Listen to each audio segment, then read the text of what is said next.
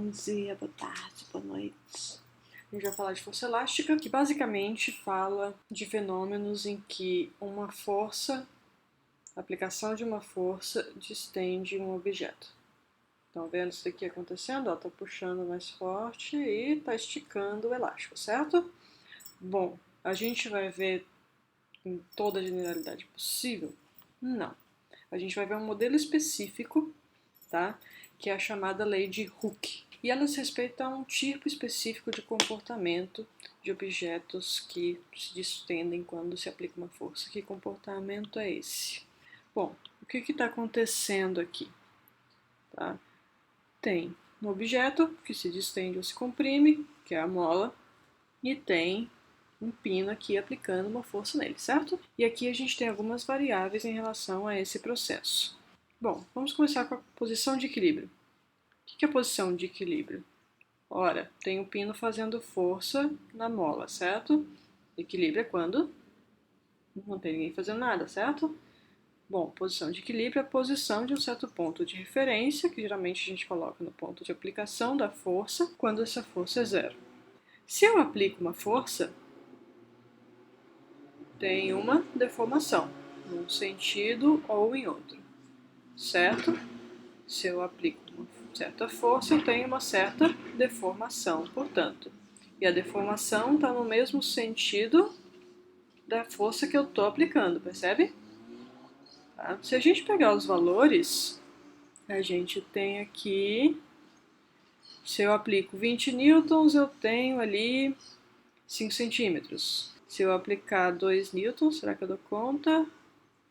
Eu tenho 5 milímetros.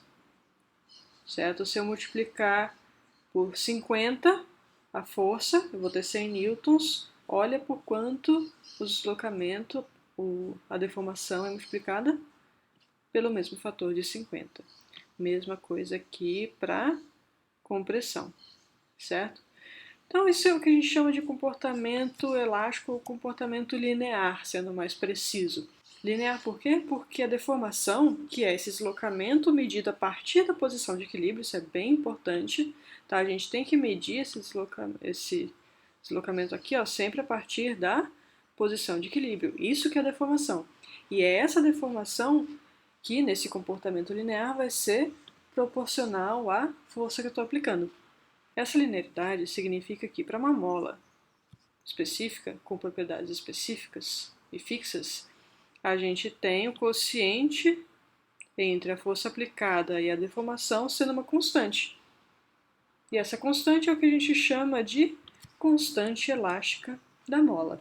Essa constante de proporcionalidade entre a força aplicada e a deformação. Aqui a gente vê, por exemplo, que uma mesma força aplicada causa diferentes deformações e o quociente entre um e outro é justamente a constante elástica da mola. Notem a unidade. Constante elástica tem a unidade de força por comprimento, sendo, portanto, o quociente entre a força e a deformação, correto?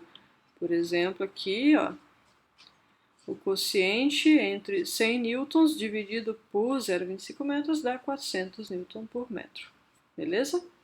Agora, essa força que a gente está aplicando, bom, é uma força que o pino aplica na mola, certo?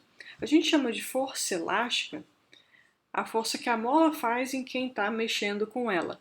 Ora, é uma ação e reação, certo? A força que a mola faz no pino é uma ação e reação com a força que o pino faz na mola, certo? Esse é o conceito, esse é o princípio de ação e reação, a terceira lei de Newton.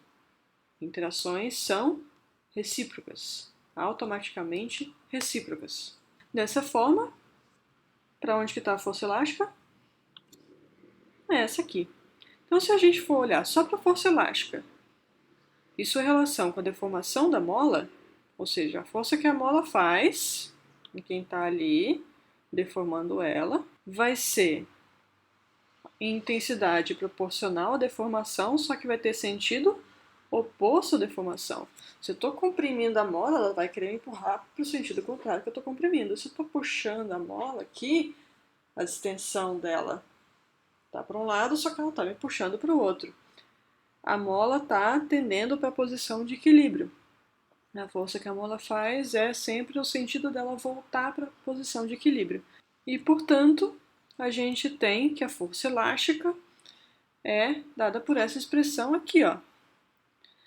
O vetor força elástica vai ser uma constante, que é a constante elástica da mola, vezes a deformação dela a partir da posição de equilíbrio, vezes esse fator de -1 que diz pra gente o quê? O sentido da força elástica ser oposto ao sentido da deformação.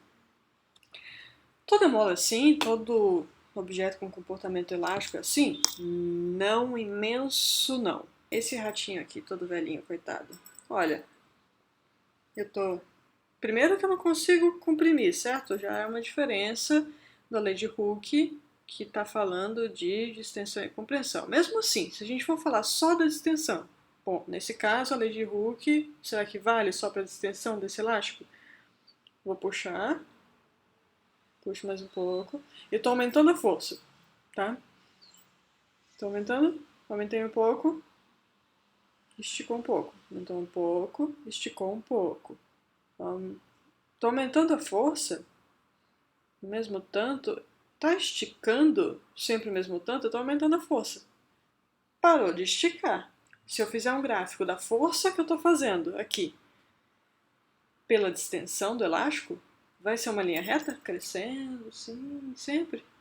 Não, né? Vai chegar num ponto que eu vou aumentando a força e a deformação vai estagnando, certo? Então, se eu for fazer um gráfico, por exemplo, nesse caso aqui, tá? De extensão do elástico em função da força que eu estou aplicando. Digamos que siga por um tempo